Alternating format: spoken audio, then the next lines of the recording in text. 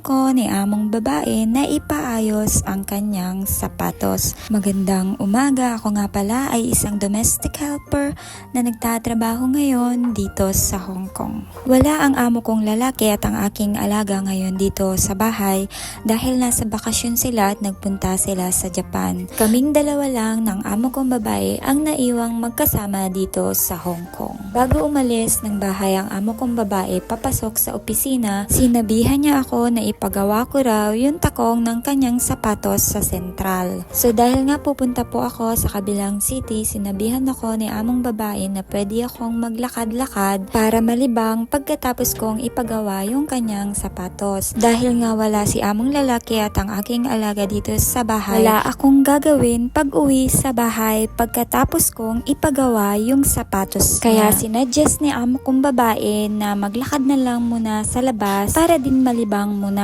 ako. Pagkatapos ko ngang maglinis ng bahay ng mga amo ko ay agad-agad naman akong nagbasta para makaalis na, pero bago nga ako umalis, pinilitan ko muna yung bag na gagamitin ko para hindi ako mahirapan. Po doon ay hindi na rin ako nagpalit ng damit ko. Kung ano na yung suot kong damit pang trabaho, iyon na lang din yung suot-suot ko paglabas ng bahay. Dinagdagan ko lang ito ng 2 jacket dahil nga malamig sa labas. Hindi ko pa nga rin pala alam kung ano talagang plano ko ngayong maghapon na to pagkatapos kong ipagawa ang sapatos ni ma'am, pero susubukan ko maglibang para naman hindi masayang yung binigay na pagkakataon sa akin ng amo ko.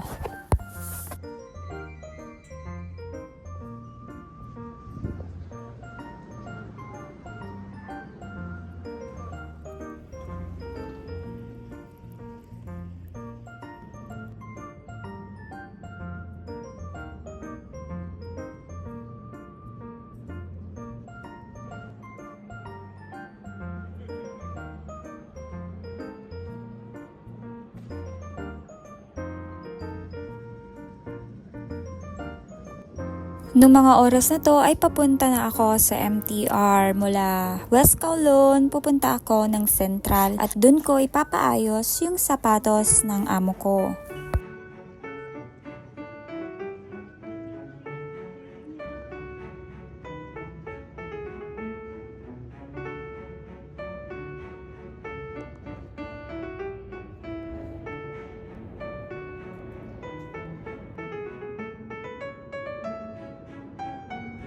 Sakto naman na pagdating ng MTR ay nag-message ang amo ko. Tinatanong niya kung nakaalis na ba ako ng bahay at sinabi ko naman sa kanya na nakaalis na ako at on the way na ako sa Central.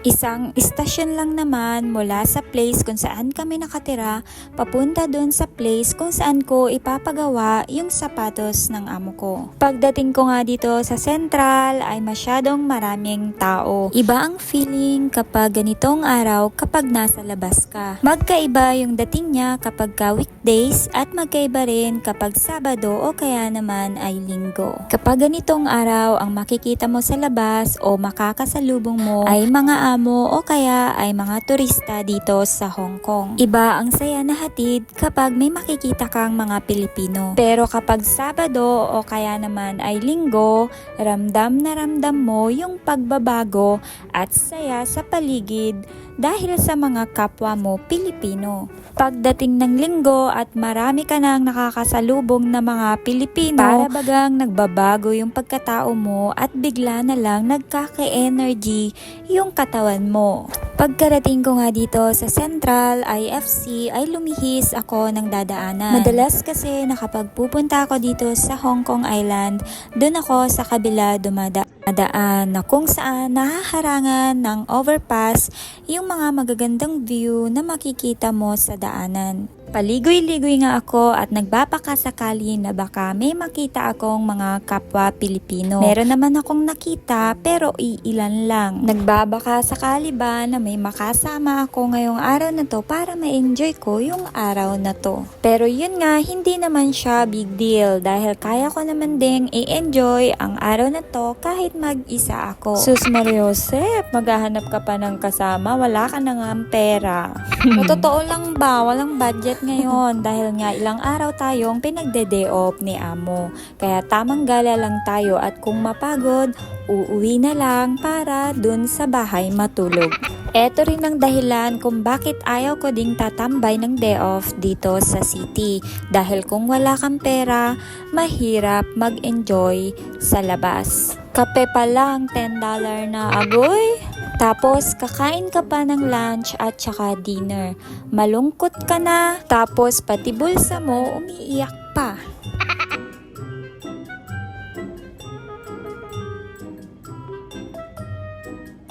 So ayun nga, nung makatawid ako ng kalsada, naglakad lang ako ng onte at dito sa gilid ay makikita na kung saan ipapagawa yung sapatos ni amo. Agad-agad naman ay chinek ni kuya yung gagawin sa sapatos ni ma'am, pero dahil nga hindi na daw ito magagawa dahil antimano sira na yung tornilyo sa loob ng takong ni ma'am, ay sinabi ni kuya na iuwi ko na lang ito at sabihin kay ma'am na hindi na kayang gawin. Pagkatapos ngang sabihin nyo ni kuya ay message ko naman si amo at malungkot nga si amo dahil yung isa sa paborito niyang sapatos ay hindi na kayang i-repair. After nga nito ay sinabihan na ako ng amo ko na maggala-gala muna at wag na munang umuwi.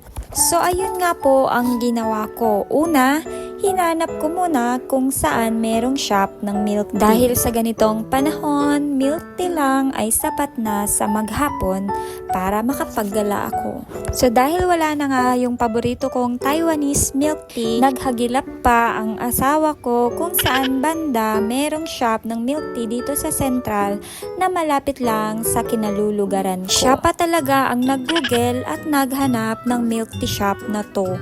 Alam nyo naman, pagdating sa mga place, mahina talaga ako. So ayun nga, dahil sa $70 na lang HKD ang laman ng wallet ko, umubra pa na makabili ng milk tea. Dahil nga $38 ito, may sukli pang pamasahe pauwi sa bahay ng mga amo ko. So paano ba yan? Dahil sa meron na akong milk tea, siguro pwede na akong mag-ikot-ikot kung saan pwede muna maggala. Bigla akong nagkaroon ng energy dahil nga nakainom na ng milk tea. Ang una ko sanang plano ay bumalik doon malapit sa ferry at doon na lang sa seaside maglakad-lakad. Pero habang naglalakad nga ako, nagtataka ako bakit napakaraming tao dito malapit sa Lululemon. Eh hindi ko pa to napupuntahan ni minsan simula nang dumating ako dito sa Hong Kong. So dahil nga sa na-curious ako, sinundan ko yung iskinita na to kung saan maraming tao.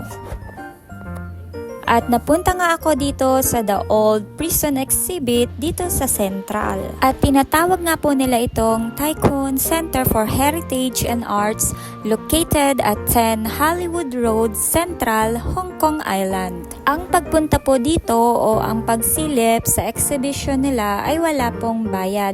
Free po ito. Ito nga po pala ay former Victoria Prison, Central Magistracy and Central Police Station ay now compounds, house, exhibition, shops, and restaurants. Inaalaw po ang mga visitors para ma-explore ang history ng Hong Kong, legal and penal system. So okay na po ba yung explanation na yun? So ano po, pwede na po ako maggala? Gala lang po ako tapos dyan lang po kayo ha. Gala lang po ako saglit habang meron pa pong bubbles yung iniinom kong milk tea. Habang naglalakad ako dito ay medyo kinakabahan pa ako dahil nga kapag mag-isa ako ay natatakot akong pasukin yung mga place na hindi ko pa napupuntahan. Papasok po dito sa exhibition ay nakita ko po sa entrance itong sinanay na nakabag na pink.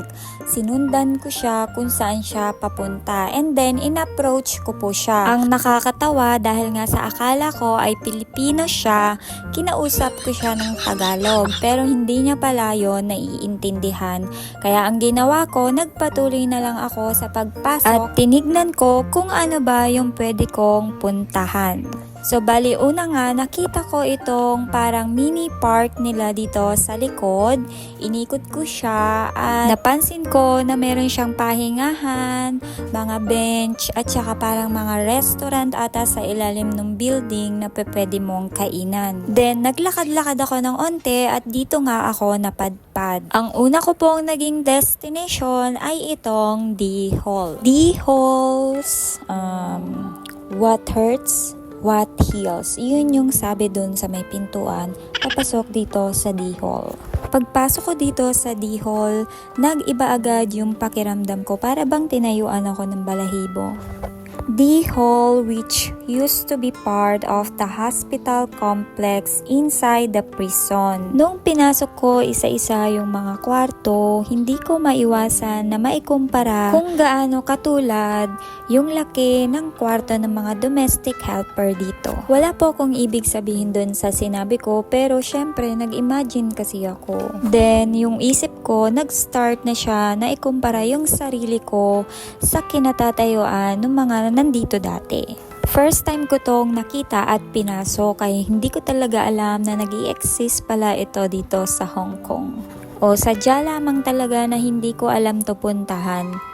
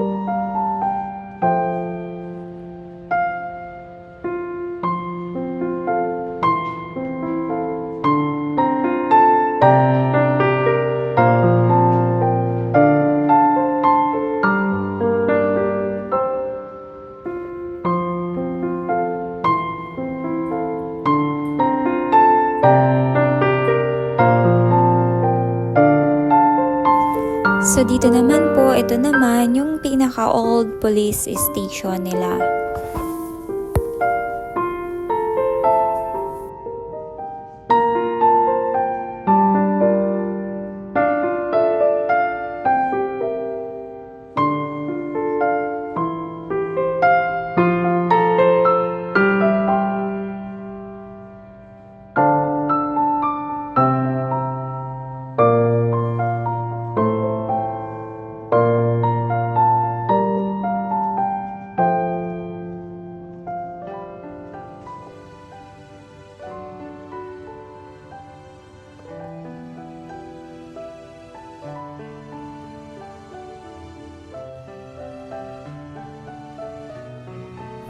Dito po sa dulo, yung pinasukan po ng tatlong babae ay Justice Hall daw po. Pero hindi ko na siya pinasok kasi parang ang creepy sa loob.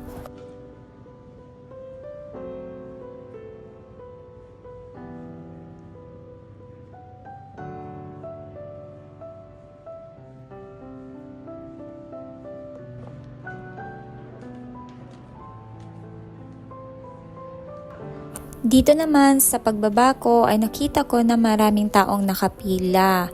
Plano ko lang sanang silipin pero nung nabasa ko yung B-Hall ay pinuntahan ko na siya.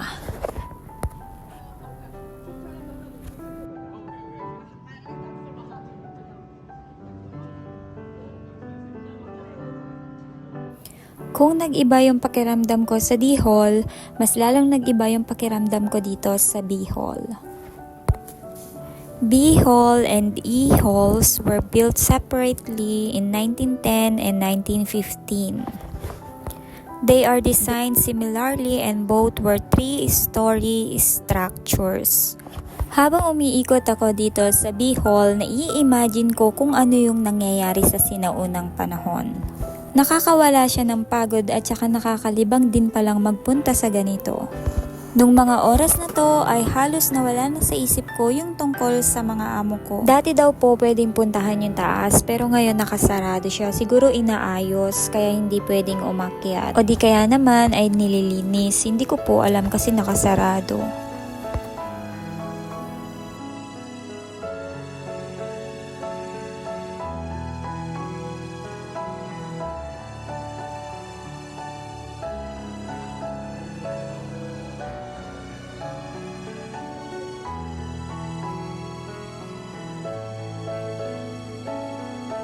First time ko makapasok sa mga ganito. As in, iba yung pakiramdam niya. Ang weird. Parang naaawa ako dun sa mga taong na nandito noon na natutulog sa ganitong kaliit ng kwarto. I don't know.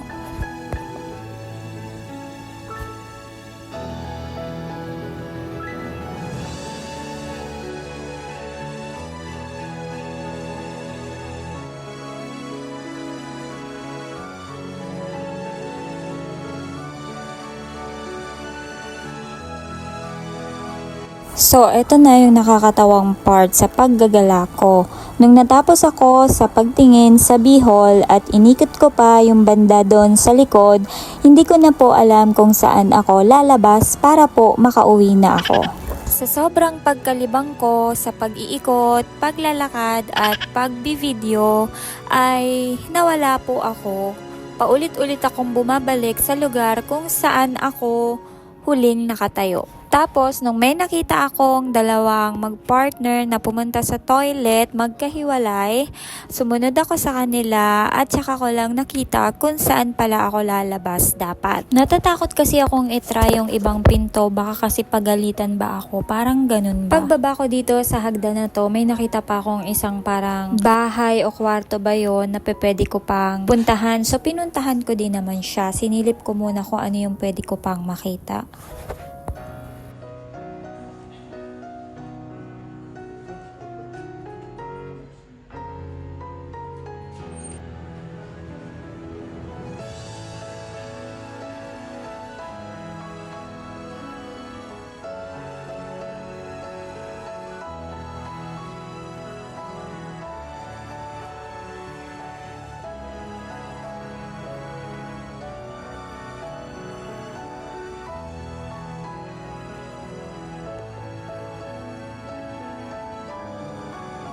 Nung napagod na ako, ay nag-decide na akong lumabas para naman makauwi na ako.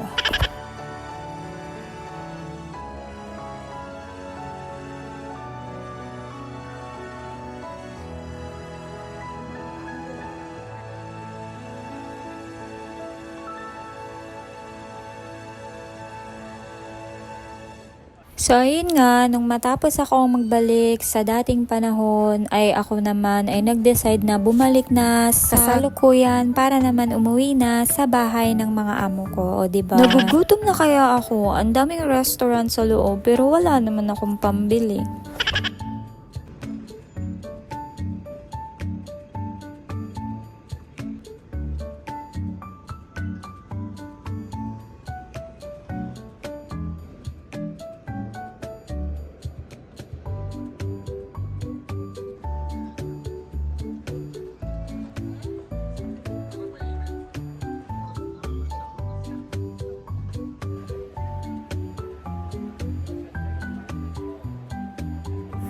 On the way ako papunta sa ferry para makabalik na sa bahay ng mga amo ko, ay naisipan ko na munang dumaan dito sa may malaking Ferris wheel.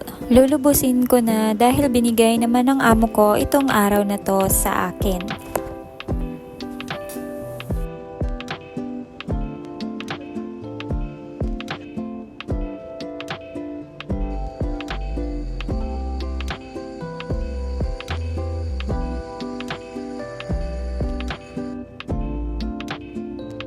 Pagdating ko nga dito sa may Ferris wheel at sa seaside ay naglakad-lakad muna ako at nagmuni-muni. Pagkatapos ko maglakad na pagod, nag-decide ng umuwi.